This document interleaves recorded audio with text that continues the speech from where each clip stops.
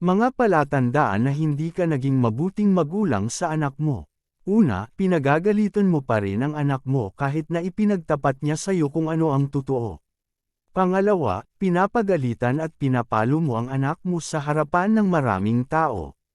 Pangatlo, puro ka na lang pangaral sa anak mo ngunit hindi mo naman pinalalakas ang loob niya para gawin ang mga bagay na ninanais mo para sa kanya. Pang-apat, hindi mo maipakita o maiparamdam ng tama ang pagmamahal na kailangan ng iyong anak bilang magulang niya. Kaya nga nagpapapansin siya at gumagawa ng paraan para mapansin mo siya. Dahil hindi sapat ang atensyon at pagmamahal na ipinagkakalob mo sa kanya. Panglima, yung pinababayaan mo ang anak mo sa mga panahong kailangan kanya at ang iyong suporta.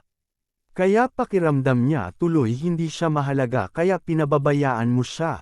Pang-anim, yung sa tuwing nagagalit ka sa anak mo ikinukumpara mo siya sa ibang bata lalo na sa anak ng kapitbahay niyo na para sa iyo magaling kaysa sa kanya.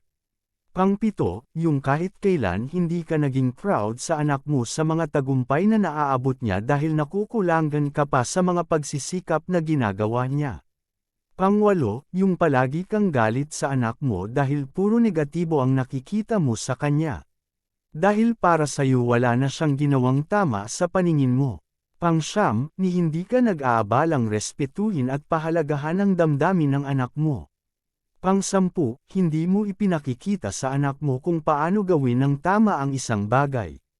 Pang-11, hindi ka mabuting role model sa anak mo kaya huwag kang magtaka kung hindi maganda ang ugaling ipinakikita niya dahil natutunan niya yun sa iyo.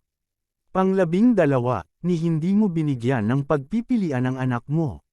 Dahil hindi mo siya binibigyan ng pagkakataong makapamili ng gusto niya dahil ikaw ang palaging nasusunod sa lahat.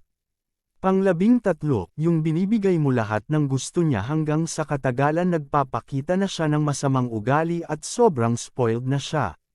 Pang-14, yung maiksi lang ang isinasagot mo sa mga tanong ng anak mo tapos galit ka pa dahil para sa'yo nang iistorbo lang siya.